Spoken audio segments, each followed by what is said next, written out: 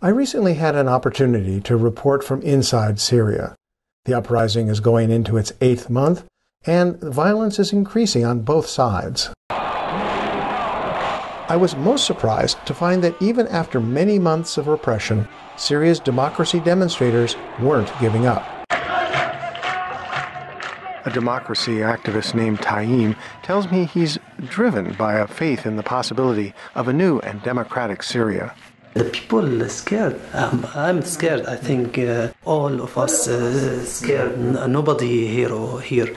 But we have a goal and we have a hopeful. I can see the new Syria. An activist named Lean says Syrians aren't making a Facebook revolution. The government closely monitors social media, so they mostly communicate by cell phone. They only use social media for important announcements. If we have some actors and actresses in the demonstration and we want it, in the media, so we announce it in, on Facebook, on the internet, Twitter or something. More for the outside world than for yourself. There is in the demonstration someone who is VIP, as an actor or journalist or someone who is all people knows. Then you announce it on Facebook. Yeah. Lean explains that the demonstrators have been incredibly innovative in their tactics. It was really the new generation surprised me. They are creative people and even they have ideas that really surprised me. And I'm really proud of them.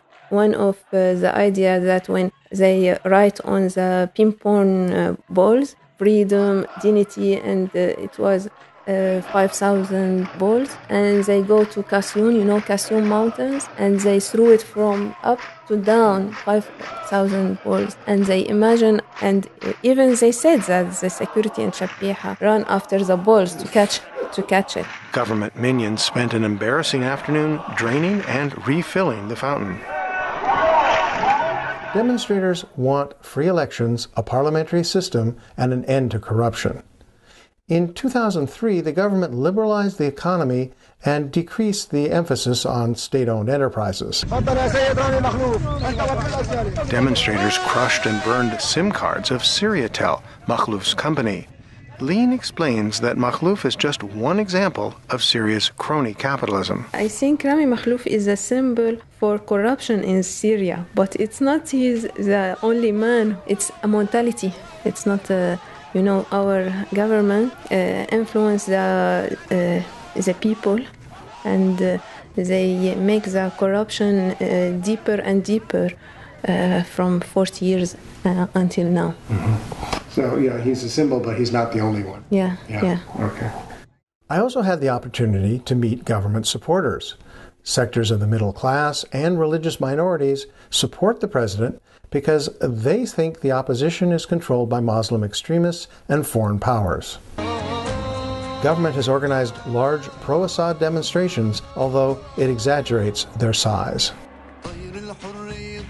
An Assad supporter named Wafa tells me she believes the opposition is led by Muslim extremists akin to the Taliban. She says, I think America wants to occupy many countries. Thank God we don't have much petrol. If we had oil, the U.S. would occupy Syria like Iraq. The U.S. wants Syria to be like a slave. I don't think Syria will become like Iraq with sectarian fighting. We saw what happened in Iraq. We don't want to be like Iraq or Afghanistan. As a woman doctor, I don't want to stay home. I want to be able to work. The strong support and opposition to President Bashar al-Assad indicates the struggle may go on for some time. For the Pulitzer Center on Crisis Reporting, I'm Reese Erlich.